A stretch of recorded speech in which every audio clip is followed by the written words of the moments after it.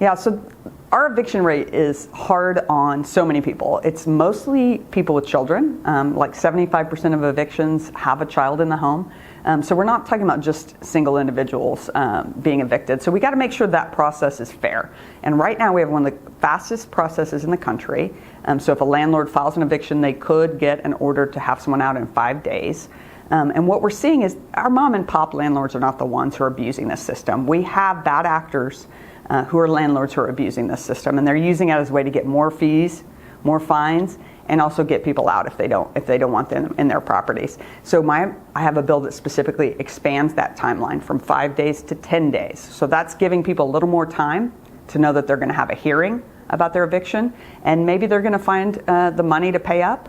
Maybe they're going to find a place to transition to live. But what we find is if people only know that they're being evicted a couple days ahead of time, they have nowhere to go. They don't have a safe place to land, and so we end up with instability, and that makes it hard for people to keep jobs, and it's very hard on children. What does that do to children? You know, we know it's important for children to succeed and thrive in school. What does that do when a child doesn't have a home suddenly?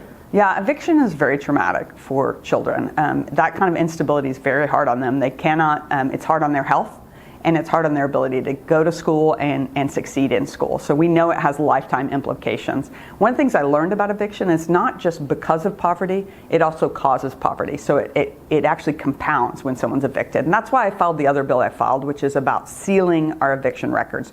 Right now, Oklahoma has very open court records, and that's a great thing. Our state can be proud that we have open court records. But what that means is someone might get an eviction filing, so maybe they don't even end up getting evicted. They just got behind on their rent, or there was a mistake, and then that is actually on their court record for life. That is public for life. And what we're hearing from people is that becomes a scarlet letter for them trying to get a job, for them trying to get another house. And so literally something might be from 20 years ago, and they're still seeing challenges from that. So I've filed a bill that will seal those records so that they're not in the public's view after a set period of time. So after 2 years, they would no longer be in the public's view. The idea is you should not be paying for the mistakes of the past forever. We need to make sure people are able to find stable housing and good jobs going forward. And so that's part of that process. And then if it turns out that they weren't in the wrong, it was dismissed, there was no eviction, they would be sealed even sooner, wouldn't they? Yeah, we set it up where it would be sealed immediately if it's ruled in favor of the tenant. So that would mean the tenant either found a mistake or there was another reason that the judge rules in favor of the tenant. We'd ask it to be sealed immediately because there's no reason that they should be judged for an eviction that didn't even happen.